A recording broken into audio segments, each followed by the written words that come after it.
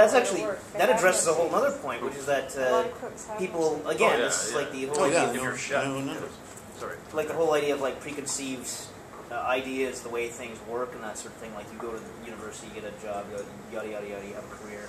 You want to be a doctor if your parents are, you know, such and such or whatever. But all of that sort of negates the fact that where you'd actually find yourself happy and comfortable and actually be doing your true will is like not necessarily going to be, you know, where that worldview is sort of driving you towards and that sort of thing. So that in itself, I think that's going to be a part of whatever education system would be, you know, would work better, is addressing that earlier on, like addressing the whole idea of the worldview and not just sort of... well, I think Ryan's mentioned that already. Oh, yeah. Totally. Well, no, it's like they're giving us things that they're telling us, you need this, you we're need this, working you need for this. it. Really, like, Yeah. Oh yeah, people are going to university. Oh, this is a big deal. People are going to university because they think they have to go there to get a job. Yeah. And that's the whole idea. They're told, like, yeah, you got to do this. This is the next hoop that you jump through. Yeah. Well, and how invested are those people really going to be in what they're learning? You know, they're only there to get a degree, so they're not really going to learn anything. And yeah, if you don't have an extreme focus into what you want to do, you should be discouraged from going to university. Absolutely. Or college. Yeah, or anything. and it you should brings figure down out what the hell you want to do. It brings down the whole quality of the class, and I can speak very highly to that. I think that the school I went to had a first year something like a 70% dropout rate, or 70% of the students who enrolled for first year would drop out usually before Christmas, just because. Wow. Yeah. So before even term was over. Yeah, before they just like didn't want to be there, and that's that's an explanation right there, you know. But for the people who are in the classes with these people who don't want to be there, that brings the quality of everything down. It's the same as every school. Why is mandatory education bad? Well, maybe you have 5 kids in the class of 30 that actually want to learn the subjects. Well, the other 25 are bringing them down. And you could have instead teachers who are teaching the children who actually want to learn. Then the teachers are happier, the students are happier, and everybody wins. But people who don't give a crap are out in the sandbox having fun. Yeah. If you want to hang out in the sandbox and have fun, great. Go do it. Yeah. It's the same reason in high school why they had, or why, I don't know what the hell they do now, but like why they had like advanced in general and whatever courses. Well, they have advanced, applied, and then well, it's to try and sort of separate people based on. I wouldn't even really say. Wait, it's totally based on marks, but it shouldn't be based on marks. It should be based on how they learn. Right. It should be different. Yeah, different. I mean, different people learn by listening, and some people learn by looking at stuff. Some people need to get their hands into it. Which is funny because they always do those studies in school, like they get the kids to fill out these little tests to figure out how they learn. But then I guess they there's the literacy test, right? There's the literacy. Well, the problem is that implementing any changes based on the results of those tests is very difficult with a very limited budget. I mean, the question becomes like, then what do you do with this information? Exactly. It gets filed away somewhere. Exactly. It's like, well, we did the evaluation. Here's the result. Yeah, exactly. Yeah. I think Darren's talking about an aptitude test. Yeah. Right? Yeah. Whereas I took an aptitude test when I was a kid, and it told me I should join the military.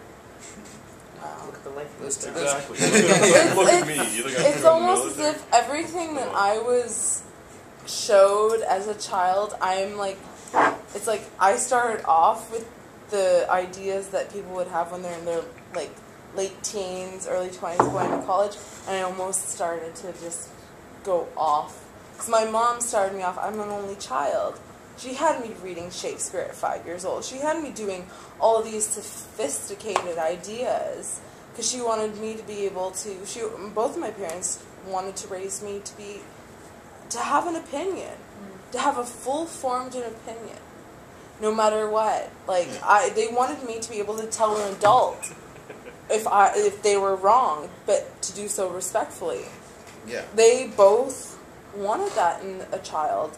And the fact of the matter is, it's like the older that I got, because I was raised at such a point knowing soliloquies and all of these things that 5-year-olds should really just be having fun and enjoying life. That is fun. It's okay to know certain things, and I did love these stories, and I did take something from it, obviously. I mean, I very much, both my parents are education professionals, so I was raised in a very... I loved the magic that was created around this knowledge, but at the same time, when I got older, it created more of a problem because... Yeah, well, then you go to school and school beats it out of you. Like, you might love to learn things, course and then you go to school, and of course. And it's not just, it's like the school. Well, they and the try kids, to. Yeah. Yeah. They do everything they can to beat it out of you, and they make all the things that maybe your parent. Then this is what I'm saying about, in terms of like us having a small community. When I say the weak link breaks the chain in terms of raising a child, if you have a kid who's like really excited and stimulated and ready to do this, and then that you put them in a room full of 29 people who don't give a shit, then they're going to not give a shit pretty fast. Well, that's the same reason I got kicked out of Sunday school. I got kicked out of high school. Like, I quit high school in grade 10 because there was no purpose for me to be there anymore, because what I had known, I had already known, and it was just time for me to move on and to learn, do my GED or do whatever I had to do to create the equal. And what we're talking about is that equal, where I have to meet the equal of everyone else, whether they know the same things as me or not. Like, it's one of those things. So even then, I still haven't done my GED, but I've gone to college, I've graduated from college, I've done all these things without having any kind of equivalency. When I did all of my testing, I was gifted, but I could not stand school. I could not stand authority. I got to a point where my parents had trained me in such a way that I could not stand someone else arguing with me the truth that I actually knew, even though, because in school, the teachers are told a certain curriculum. So they have to be taught that. Even I have had teachers where they said to me, listen, I don't agree with what I'm teaching. Yeah. I've had teachers tell me who that. are flat out incorrect. And they go, I know what you're talking about. I use the phrase incorrect specifically instead of wrong. Like, wrong has a pejorative sense. I mean, incorrect is, and this is checkable data. Like, we live in a culture where you're supposed to have your own opinion, and an opinion is a good thing, but a fact is different than an opinion. These are two completely different things. Yeah.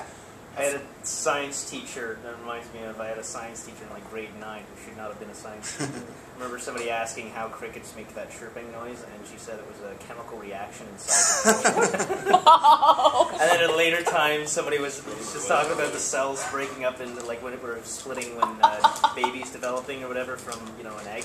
And somebody asked, well, how does the cell start splitting up like that? How does that happen? And she said, like, well, that's why they call it the miracle of birth. Oh, my Lord. Oh. And this is somebody who's a science teacher. That's how problems happen.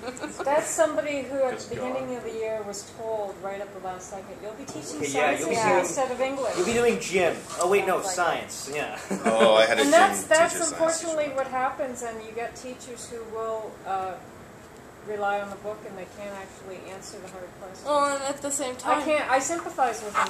A curriculum is a curriculum. That doesn't mean that a teacher is not going to always follow the curriculum either.